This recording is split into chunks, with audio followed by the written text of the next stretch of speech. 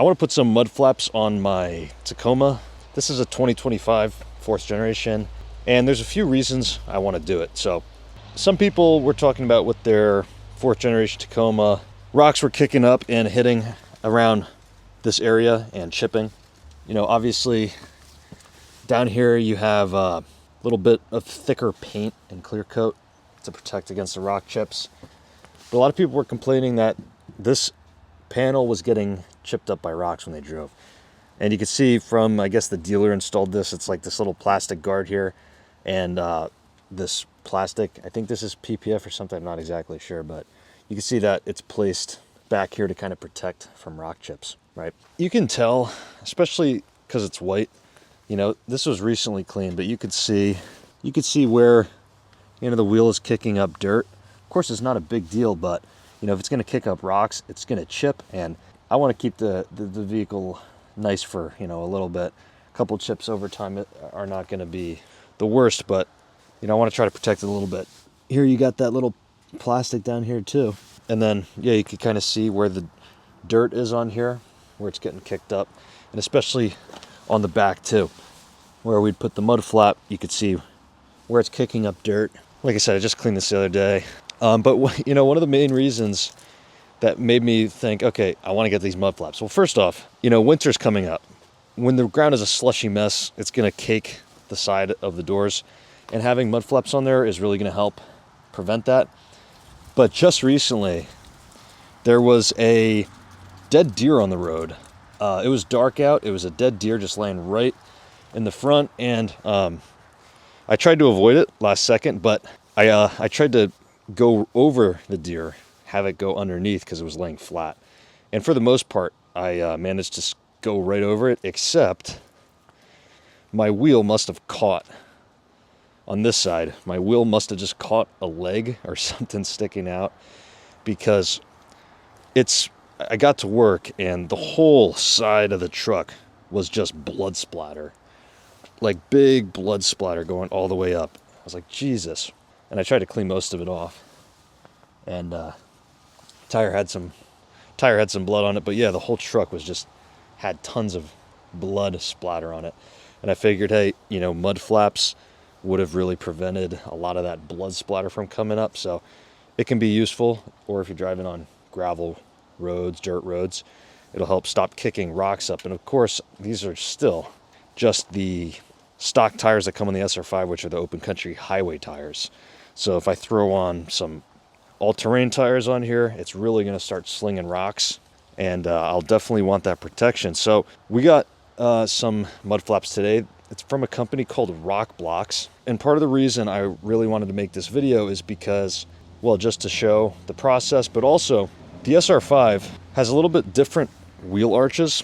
Doesn't have that fender flare that the TRD models have. And I couldn't find clear answers on certain websites about if the mud flaps are going to work well, because it said you have to take out the screws here, take out the little screws, but there's no screws. They're just these little like plastic fastener things. Apparently you just screw right into there. So I'm going to hopefully do this. RokBlokz really helped me out with, I emailed them, and I'm going to put these on just so I could show other people too that this will work. So let's get them out and get them set up. All right, so here we got the pack of mud flaps, front and rear. Comes with some spacers and some hardware. So here we have the flaps. Right, so these are going to be the front, and these are the rear. There is a little bit of pre-installation that we have to do before we can just bolt these on. They're each going to get these spacers, and we have some hardware. Now, because I have the SR5, they include some shorter screws.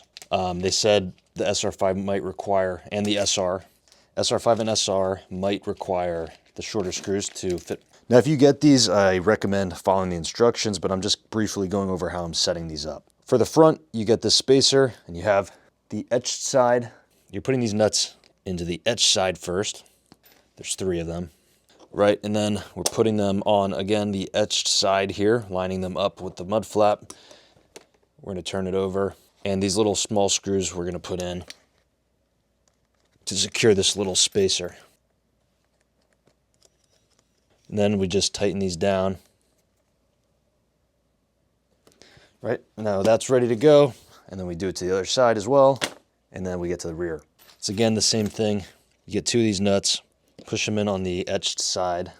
And now again, we're gonna put it on etched side on the etched side.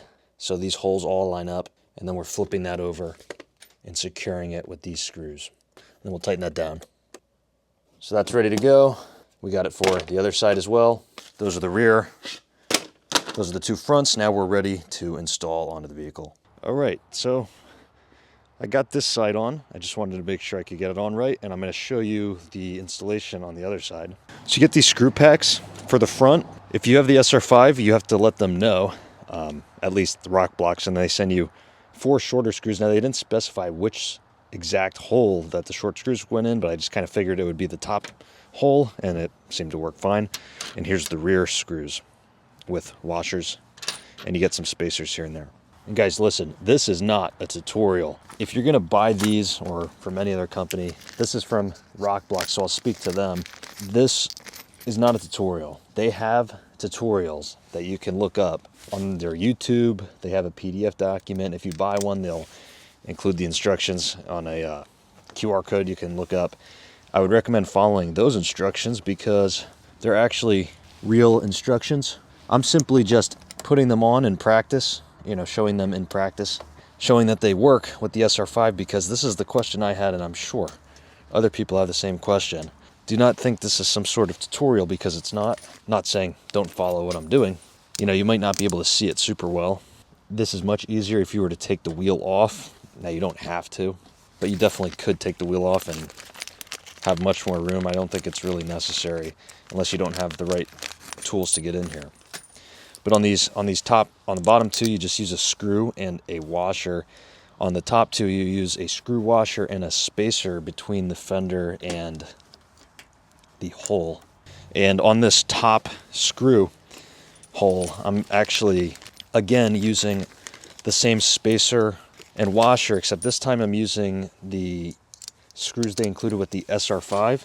Because they said the other screw might be too long. It's really hard to get behind here with a screwdriver, so I'm just kind of using a ratchet with a little Phillips bit inserted, and it works fine. So you obviously want to adjust this before you really tighten it down. On the other models, the TRDs, I think these holes are already drilled out for you, because you have to remove some screws already to get to it. On the SR5, they're not pre-drilled, so I think I'm drilling into these for the first time. These little plastic pieces. I don't know if there's something it's screwing into behind that, but it's going in pretty tight. Now this top one, you can luckily get a Phillips screwdriver, so you don't have to wrench on it for forever. Snug them down pretty nicely, right? Oh man, I didn't screw this one all the way. They do say that you may have to occasionally check these and tighten them every so often. Just because over time, as you're driving, the vibrations, Jesus, man, this one really, these are long screws. As you drive, the vibrations might loosen these screws up just a little bit. But those are pretty tight now, and we're gonna move on to the rear. That's essentially the same thing on the back, except you get these little holes to match up, but it makes it really easy to find that proper position for them. There's a screw hole way deep in here. And then this is where I'm going to grab my SR5 screw that they included with a spacer in between. Now we start screwing them down again. You want to hold it in place tight to the body. The time it's taking me to do this, definitely easier with the wheel off, but you could either spend your time jacking the car up, taking the wheels off, having to retorque all your lug nuts again, or you can sit here and wrench until your arm is numb on some screws. It's not that big of a deal. This last screw we can get in here with a screwdriver. Thank the Lord. Let's go ahead and tighten that nice and tight, and snug up everything else that we didn't get yet. Good to go. So we got the mud flaps installed. That's what they look like on the rear.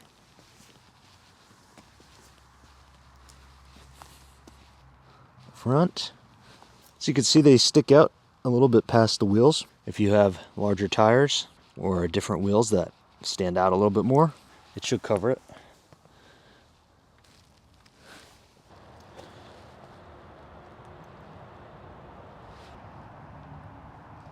Sometimes I'm driving, I do hear stuff hitting. I don't know if it's hitting, this or the door or whatever, this should definitely help. And especially, you know, if you drive on gravel roads or in the winter, it's going to be nice in the winter because it's going to lessen up the amount of spray coming off of the wheels with the slush mess.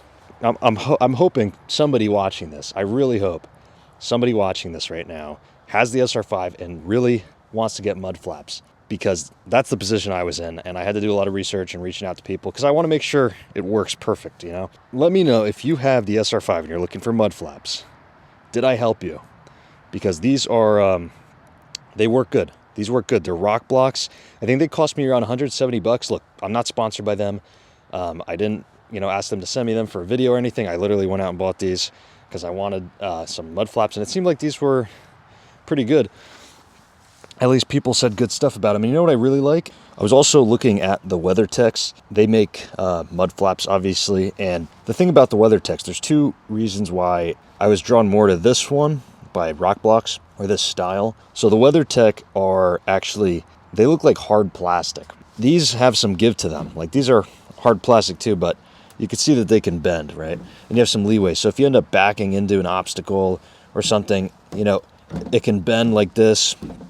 You get some leeway with that, so it won't just crack off or, you know, rip your fender out. These will give a little bit, give you a little bit of give. The WeatherTech ones might just break off or maybe rip your fender. I'm not too sure. But another thing that people were talking about with the WeatherTech ones, they have this lip that goes along the side here, and some people were saying that it rubs the paint and it can damage the paint. So these obviously don't touch the paint.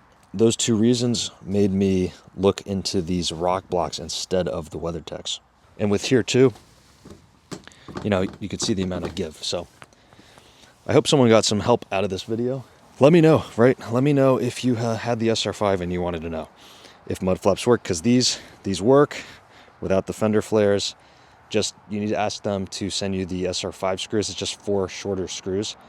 I don't know if the long ones will work, but I know the short ones do because I just put them on. So anyways, guys, thanks for watching this video, and I will see you later.